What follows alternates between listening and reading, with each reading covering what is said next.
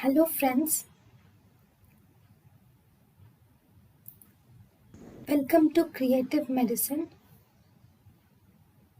In this lecture, we will learn about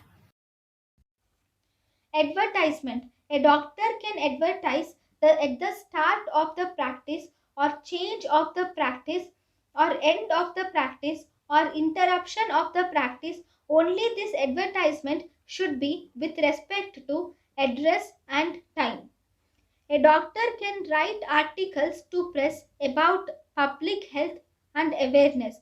The doctor cannot write about the unique modalities of treatment and practices.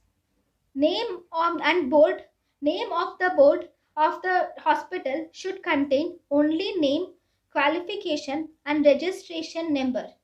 The doctor does not advertise through a manufacturing firm or alchemist or pharmacy or diagnostics or through agents. Adver- thank you and thank you for watching.